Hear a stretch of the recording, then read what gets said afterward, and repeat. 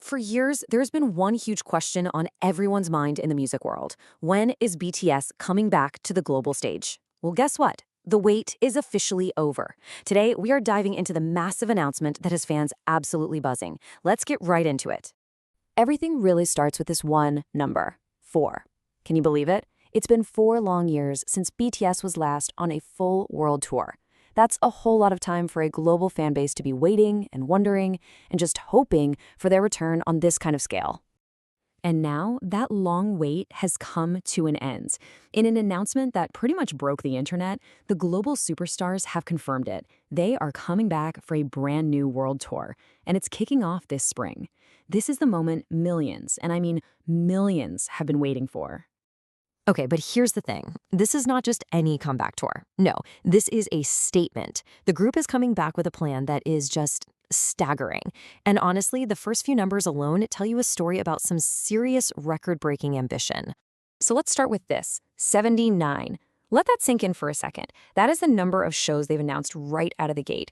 And here's the really wild part. They've confirmed this is just the beginning. More dates are still on the way. This is just wave 1. So where are all these shows happening? Well, those 79 concerts are set for an initial 34 cities. And we're talking North America, Europe, South America, and Asia. This is no regional tour, folks. It is a full-scale global operation from day one. And here is the real kicker. Even with more shows expected to be announced for places like Japan and the Middle East, this tour has already shattered the record for the most shows ever announced for a single tour by any K-pop artist, ever. I mean, they haven't even played a single note yet, and they're already making history. Wow. All right, let's zoom in a bit on the North American leg, because what they're doing here is about way more than just selling out big venues. It's about strategically breaking new ground and really cementing their legacy in some major markets.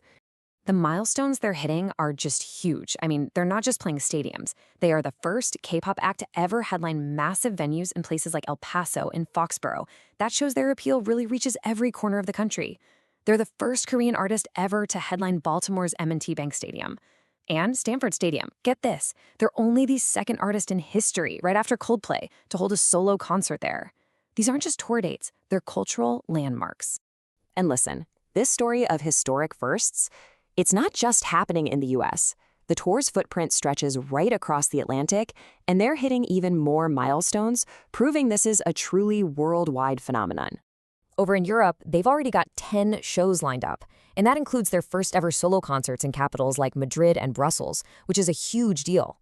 At the same time, they've confirmed 5 major cities down in South America, hitting cultural hubs like Sao Paulo and Buenos Aires. You can see the strategy here, right?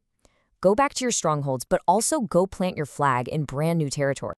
So beyond all the record-breaking numbers, this tour is really being designed with one thing in mind, creating a totally unforgettable experience that just deepens that special bond between BTS and their fans.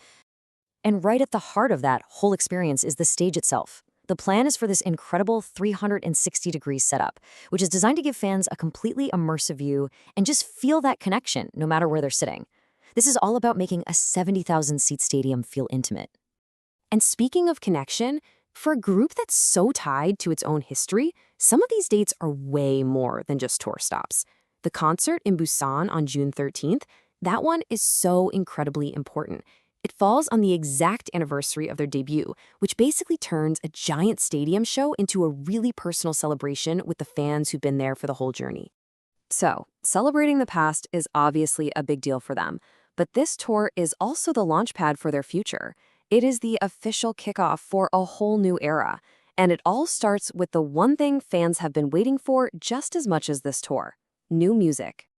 So here's the roadmap for the next few months. It all gets going on March 20th with their 5th full-length album. Then the world tour officially kicks off in Korea on April 9th, and it all builds towards that really special anniversary show in Busan in June. It's a packed schedule for sure. And let me tell you, this new album is a huge deal. It's their first full group project in almost 4 years. And think about everything that's happened in that time. Huge growth, solo projects, a lot of change. The album is going to have 14 tracks filled with honest feelings about that whole journey. And the main theme is all about showing the world the BTS of now. After so long, this isn't just a comeback. It's a reintroduction. Which really brings us to the final and most exciting question of all. After 4 years away with a tour that's already shattering records and a new album that promises to show us who they are today, what exactly will the BTS of now show the world? I guess we're all about to find out.